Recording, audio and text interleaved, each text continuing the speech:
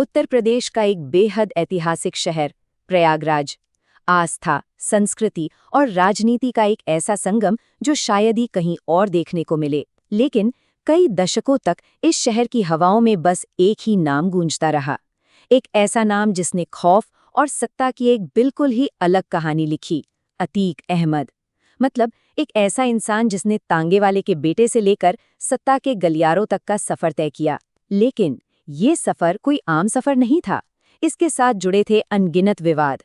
आज के इस विश्लेषण में हम इसी बेहद जटिल और उलझे हुए सफर की गहराइयों में उतरेंगे। इस पूरी कहानी को हम सिलसिलेवार तरीके से समझेंगे। शुरुआत करेंगे प्रयागराज और अतीक के शुरुआती उभार से, फिर देखेंगे अपराध से सत्ता तक का वो सफर। उसके बाद बात होगी खून खराबे और उनके राजनीतिक पतन की, फिर वो मशहूर बुलडोजर एक्शन और अंत में इस खौफ के खात्मे और पीछे छूट गई विरासत की। तो चलिए सबसे पहले बात करते हैं प्रयागराज और उनके उभार की, यानी चकिया से हुई उस शुरुआत की। देखिए, विरासत में उन्हें कोई बहुत बड़ी सत्ता या पैसा नहीं मिला था।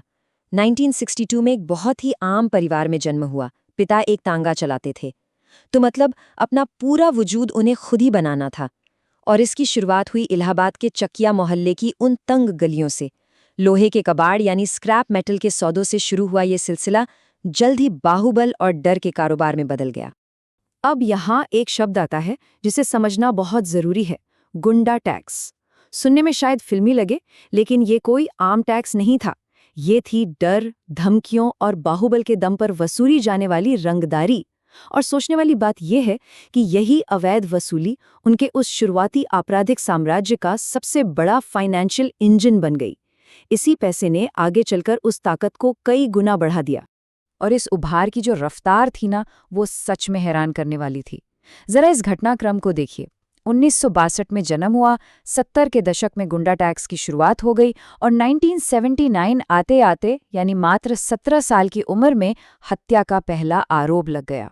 जरा सोचिए, जिस उम्र में ज्यादातर बच्चे स्कूल कॉलेज की पढ़ाई कर रहे होते हैं, उस उम्र में अंडरवर्ल्ड के कायदे कानून सीखे जा रहे थे। आगे बढ़ते हैं और देखते हैं अपराध से सत्ता तक का वो सफर, यानी विधानसभा में उनका प्रवेश।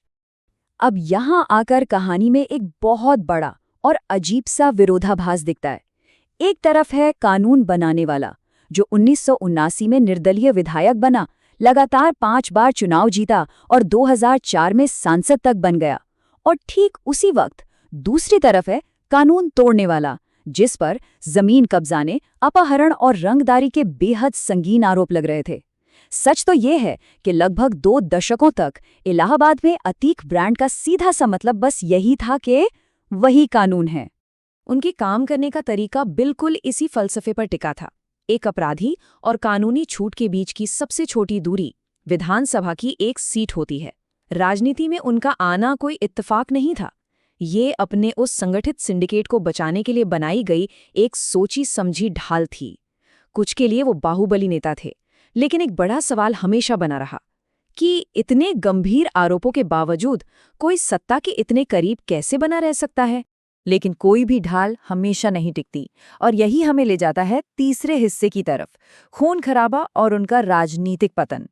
राजू पाल के साथ हुई वो दुश्मनी, ये वो टर्निंग पॉइंट था जिसने इस अजेय माने जाने वाले कवच को तोड़कर रख दिया।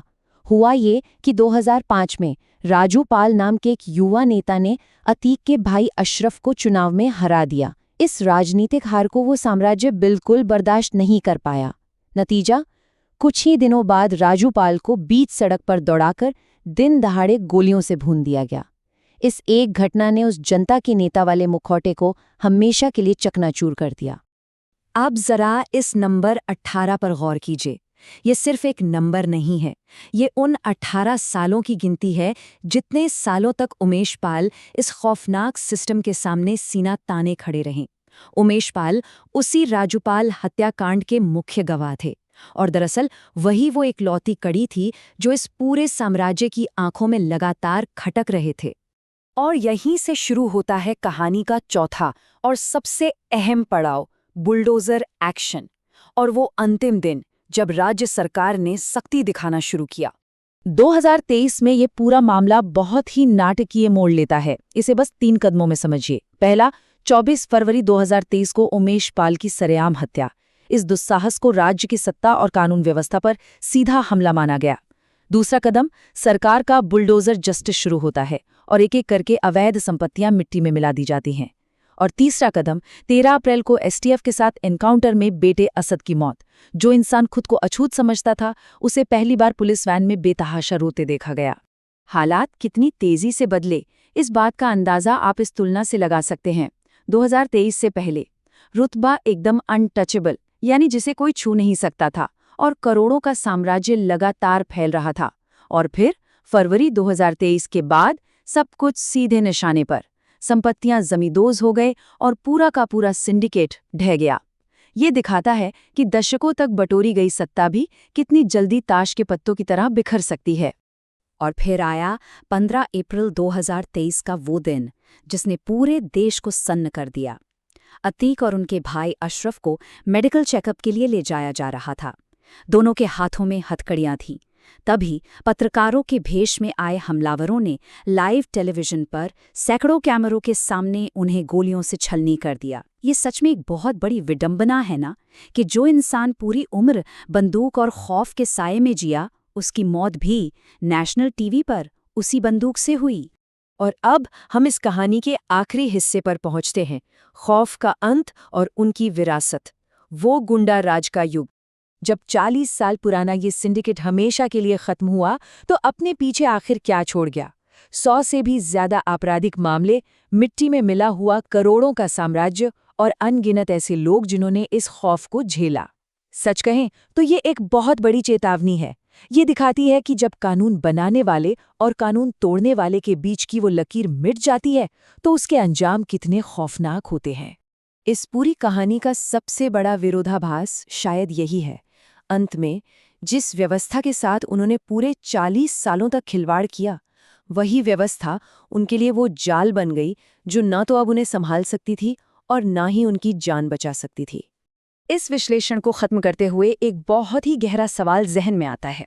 4 दशकों की ये पूरी गाथा हमारी व्यवस्था में सत्ता, अपराध और न्याय के उस गहरे गठजोड़ के बारे में आखिर क्या सच्चाई उजागर करती है? ये एक ऐसा सफ़र रहा जो खौफ, विवाद और ऐसे अनगिनत सवालों से भरा था जो शायद लंबे समय तक हमारे समाज का पीछा करते रहेंगे। हमारे साथ जुड़ने और इस जटिल मुद्दे को समझने के लिए बहुत बहुत धन्यवाद।